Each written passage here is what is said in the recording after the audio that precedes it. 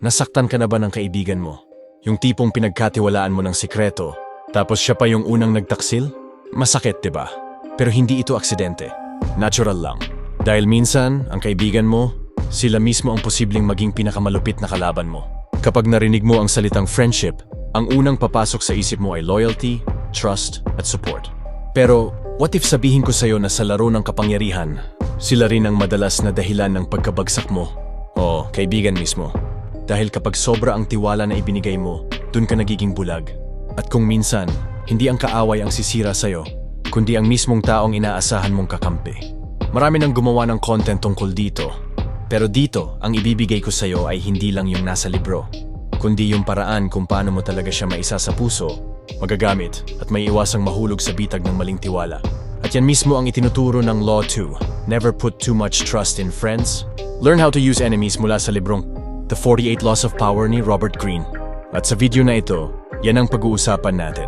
At maniwala ka, pagkatapos ng video na to, mag-iiba ang pananaw mo kung sino talaga ang pwede mong pagkatiwalaan. Bakit daw delikado masyadong magtiwala sa kaibigan? Kasi ang kaibigan, madalas driven ng emotion. Selos, insecurity, inggit, at minsan entitlement.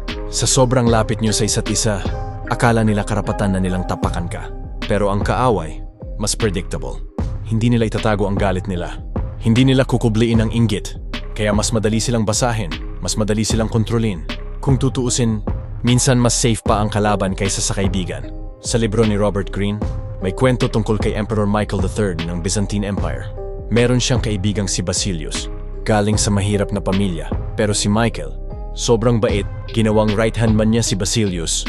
Pinagkatiwalaan niya, binigyan ng kapangyarihan, at halos lahat ng meron siya, ibinigay niya. Pero guess what? Si Basilius ang pumatay sa kanya. Bakit? Kasi ang kaibigan kapag nabigyan ng sobra-sobrang pabor, nagiging entitled. Naiisip nila, kung wala ka, baka mas kaya kong mamuno. At yun ang delikado, kapag ang kaibigan na sobrang lapit sa'yo, unti-unti nang nakikita ang sarili nila na dapat silang nasa lugar mo. Isipin mo sa opisina, may kaibigan kang office mate. Lagi mo siyang binibigyan ng tulong. Lagi kang nagko-cover sa mga mali niya. Lagi mong sinasabi sa boss, siya ang may ideya. Pero habang tumatagal, dumadating yung araw na siya na yung bida, siya na yung napopromote, at ikaw ang naiwan.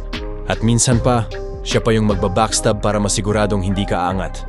Kasi ang kaibigan na nasanay na sa pabor, kapag nawala yon, nagiging resentful. Pati sa relasyon, nangyayari to. May mga mag-best friend na nagkakainggitan. Kunwari, ikaw yung laging mas successful, mas napapansin, mas may love life. Pero siya naiiwan. At sa dahil sobrang lapit nyo, hindi niya masabi ng diretso. Pero nararamdaman mo na parang may inggit. At minsan, yun pa ang nagiging dahilan kung bakit sila mismo ang unang maninira sa'yo. Yung taong inaasahan mong kakampi, sila pa yung sumisira. Ngayon, paano mo iwasan to? 1. Huwag kang masyadong magbigay ng power sa kaibigan. Oo, magtulungan kayo. Pero huwag lahat ibigay. Leave some boundaries. 2. Gamitin ang enemies wisely. Ito ang counterintuitive part. Ang kaaway, kapag naging kakampi mo, mas loyal pa sila.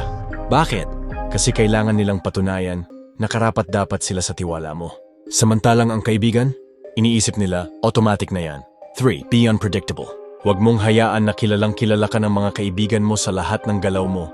Dapat may konting misteryo. Kasi the more predictable you are, mas madali kang tirahin. Kung titignan mo, hindi lang si Robert Greene ang nagsabi nito.